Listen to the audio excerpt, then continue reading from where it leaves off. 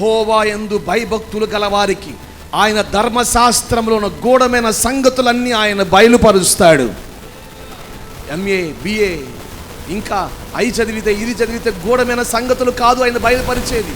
ఆయన అలా చెప్పలా. ఆయన చెప్పిన మాట ఏంటో తెలుసా? నీకు చదువు ఉన్నా లేకపోయినా యెహోవా యందు భయభక్తులు గల వాడికి ఆయన ధర్మశాస్త్రములను గూఢమైన సంగతులన్నీ ఆయన వారికి బయలుపరుస్తాడు. ఇది వాక్యం. అది పట్టుకున్నాడు. దేవుని యందు భయభక్తులు కలిగి పవిత్రంగా జీవితాన్ని జీవిస్తూ ప్రారంభించాడండి. చనిపోయేలోపు 66 పుస్తకాల మీద పుస్తకం రాసి చనిపోయాడు. ఆయన పేరు G. రాజారావు పెదకాక అని. ఆయన ఒకరోజు బండి మీద ఎక్కించుకు వెళ్తా నేను ఆయనతో మాట్లాడుతున్నా, అంకుల్ ఎక్కడి నుంచి వచ్చింది ఈ పాండిత్యం మీకు, ఈ జ్ఞానం ఎక్కడది మీకు? కంకిపాడు సభలకు పిలిచాం. ఆయనకేదో ఒక అవసరం వస్తే ఆ అవసరం మీద బండి మీద కూర్చుని తీసుకువెళ్తున్నాను.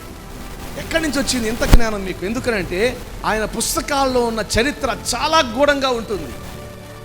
ఒక్కొక్క గ్రంథాన్ని గురించి ఒక లోతైన అనుభవాలు. ఈరోజు తెలుగు దొరికే ప్రతి బైబిల్ స్టోర్స్లో ఆయన పుస్తకం దొరకకుండా మాత్రం ఉండదు. ఆయన చదివింది ఎంత తెలుసా? 4వ తరగతి. ఆయన చేసింది కూలీ పని. అటువంటి ఒక వ్యక్తిని దేవుడు పిలుచుకుని ఈరోజు అనేక మంది సేవకులకి, సంఘాలకి, విశ్వాసులకి జీవము గల దేవుని గురించిన వార్త వినిపించేట్లుగా దేవుడు చేశాడు.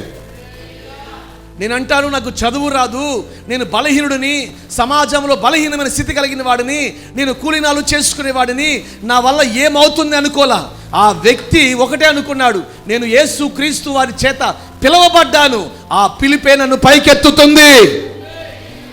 ఆ ఏర్పాటే దేవుని ఉన్నతమైన ఉద్దేశాలు నా పట్ల నెరవేరుస్తుంది.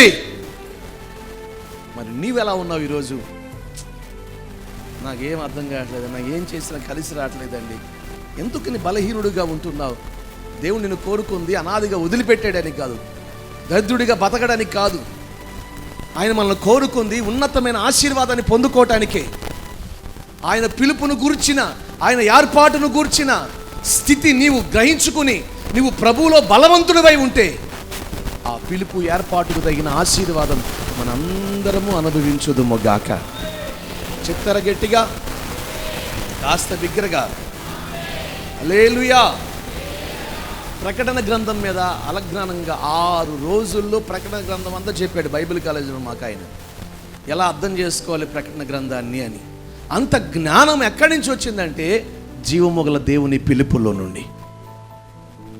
ఈరోజు ఈ వాక్యం వింటున్న మీ జీవితంలో నా దేవుని సేవకుడిగా మీకు చెప్తున్నాను ఏమనంటే, ప్రియమైన వారులారా, మీరు బలహీనులు కానే కారు. మీరు బలహీనులు కానే కారు. ప్రభు పిలుపుని బట్టి మనం ఎటువంటి వారం? బలవంతులం.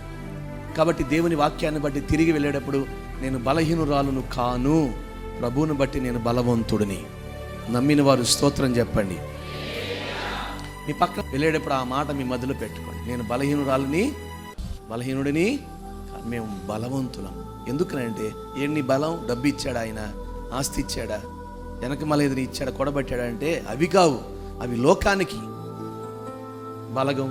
బలం, డబ్బు, ఇది లోకానికి బలం. కానీ నా బలం నా యేసయ్య పిలుచుకున్న పిలుపే నా బలం. హల్లెలూయా. ఆ స్థితిలో ఈరోజు మనందరము బలపరచబడుదుము గాక.